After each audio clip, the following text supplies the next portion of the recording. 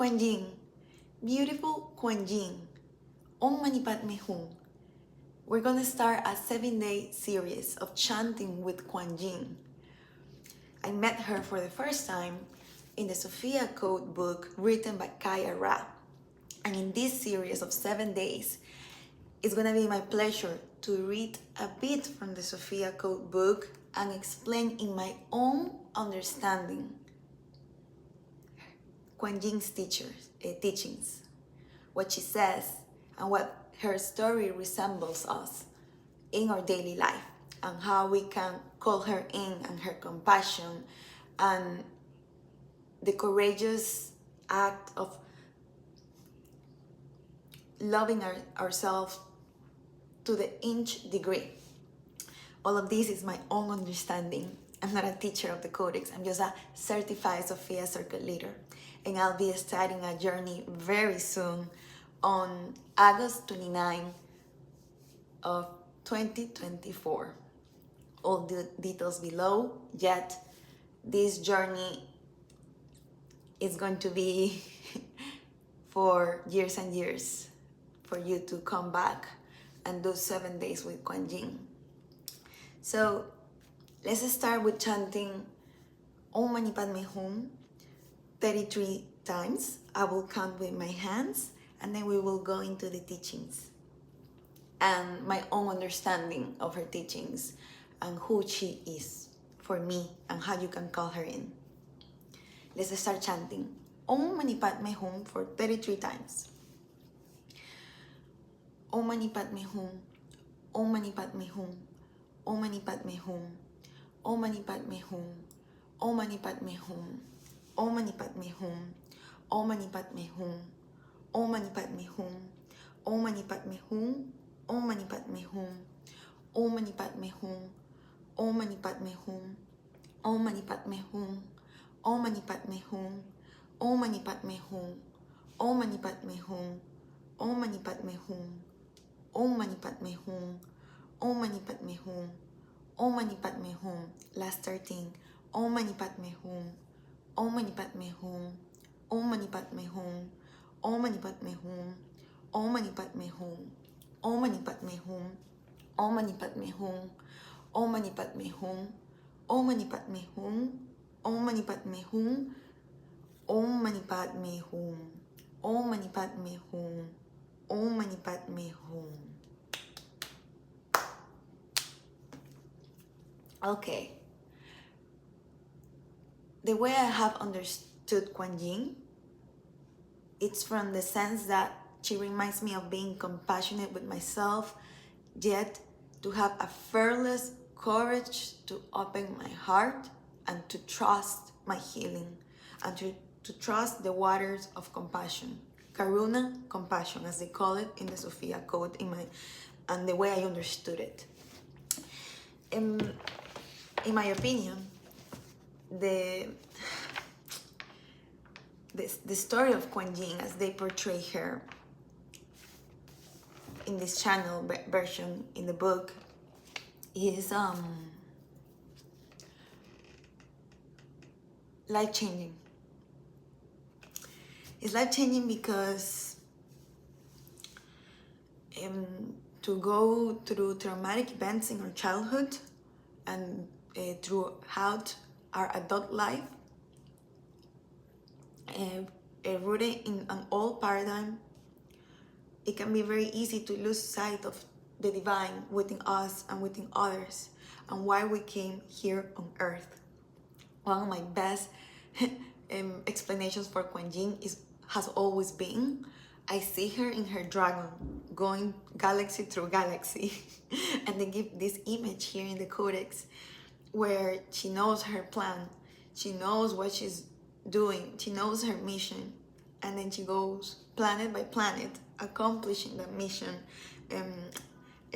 remembering who she really is in an ever-present moment by bearing greatly into the mission and the task at hand, and to do what she said she was gonna do in that incarnation. And what a beautiful mirror that can be for us. So in page 236, in the first paragraph, it showcases in the most beautiful way how she chose to incarnate here. It says, page 236, first paragraph. When that appointed hour arose, I circled above the waiting earth below, coordinating the details of my destiny. I chose a family and community that lived in Northern Asia and was born as a girl named Yoshinami. Personally, I'm an Akashic Records reader, and this makes complete sense to me. We really set a sketch for our lifetime, and we have a very good sketch and outline of, I'm gonna meet this person, this is gonna be my family, this is gonna be the type of, these are going to be the type of circumstances that are gonna take me to my highest evolution. And there's gonna be the free will choice, as we all know, and or are learning, the free will of choosing which path to take. And there's so much talk about this, about which path to take. All paths lead to Rome. But something I have learned from the author from this book in her mystery school training is that there's always the path of least resistance. There's always the path of more beauty. Mother Mary talks about it too a lot in the book. But this idea of she circled above the waiting earth below, coordinating of the details of my destiny, really talks about how we make choices. And then there's the free will when we are here of what we're gonna do with those choices and which path to take. And what I love the most in the ideas that are presented in this codex is that it awakens the seed of knowing that we get to live in pleasure, in holiness, in sacredness, in beauty, in joy. Creating new paradigms, releasing old paradigms, and fully activating all that we came here to be. And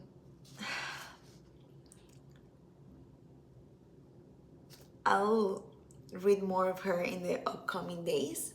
But so knowing this about Quan Yin, the way I have taken it into my daily life, and a way that I can invite you to take Quan Yin into your daily life, is the knowing that you have a mission, the knowing that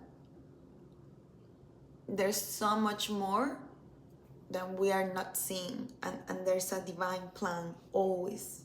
There's a divine plan and a highest good happening beyond our awareness.